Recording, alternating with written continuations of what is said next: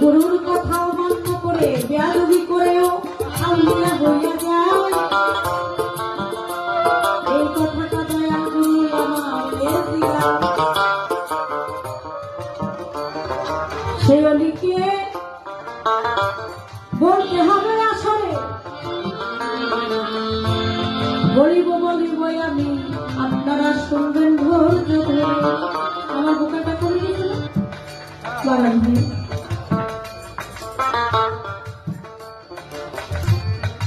নিজামুদ্দিন আউলিয়ার ভক্ত আমি খসরু, আপনারা জানেন সকলে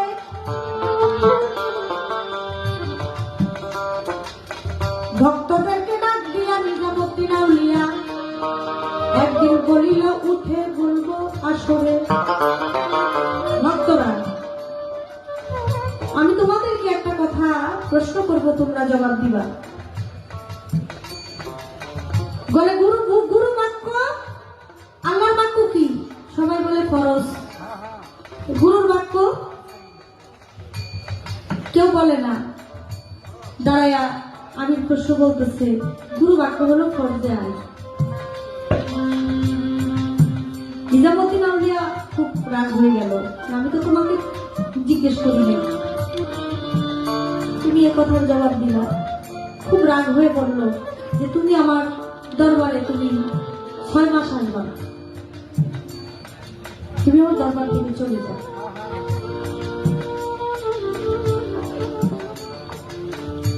এই কথা শুনে আমি খুশু চলে গেল দরবার থেকে। আমি খুশু গান গাইত, আর নিজামুদ্দিন আউলিয়া তার ভক্তের গান সে শুনত তাদের আস্তানার মধ্যে। সে যখন চলে গেছে,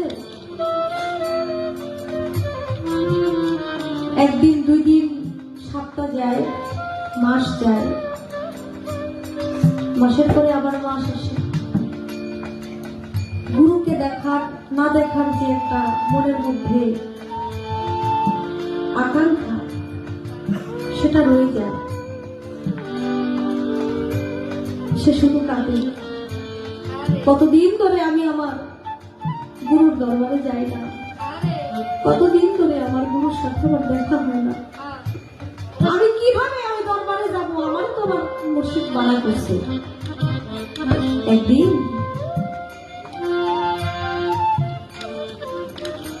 নিজামুদ্দিন আউলিয়া বলতেছে ভক্তদেরকে ডেকে, অনেকদিন হয় গান শুনি না, একটা গান শোনার আয়োজন করো। ভক্তরা একজন কাওয়াল বেটাকে ডেকে আনছে, কাওয়াল বেটাকে ডেকে এনে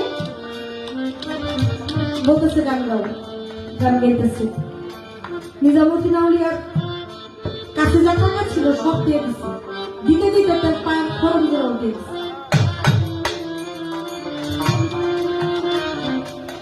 খরম জোড়া দিয়ে দিচ্ছে, খরম জোড়া দিয়ে দেওয়ার পরে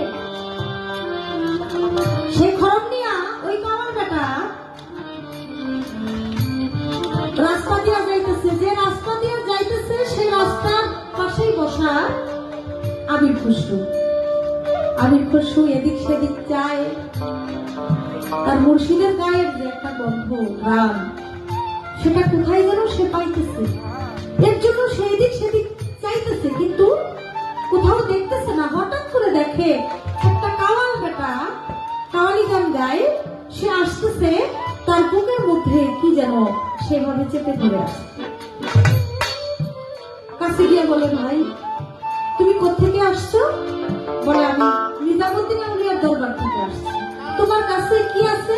বলে, আমার কাছে নিজামুদ্দিন আউলিয়ার একজন পায়ের খরম আছে, জুতা আছে। আমার গান শুনে সে টাকা দিতে দিতে তার পায়ের খরম জোড়া বাবাকে বসিয়ে দিয়েছে। আমি খুশি। বলে, ভাই তুমি কি আমাকে খরম জোড়া দিবা? বলে, না। বলে, কেন? দিতে পারি, তোমার যা বিষয় সম্পত্তি আছে সব আমার নামে লিখে দাও, তাহলে আমি দিতে পারি। বলে, ঠিক আছে, নিয়ে যাও, আমার তো কিছু দরকার নাই। আমার মুর্শিদের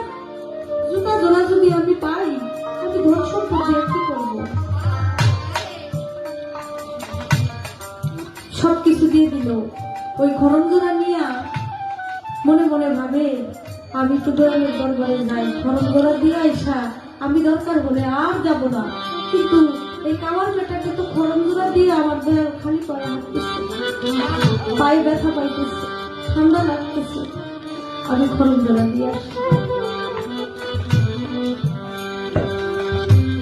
যখন যাইতেছিল পথিমধ্যে কাল বৈশাখীর ঝড় উঠল, আর এই ঝড় দেখে নিজামুদ্দিন আউলিয়া বলে, এই ভক্তরা তোমরা কে কোথায় আছো, তাড়াতাড়ি দরজা জানালা যা আছে সব কিছু বন্ধ করে দাও।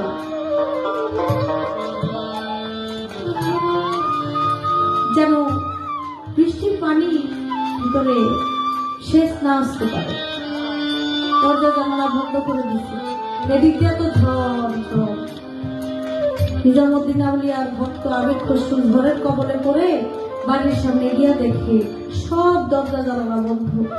সে যে ঢুকবে বাড়ির ভিতরে, সে ঢুকার কোনো জায়গা নাই।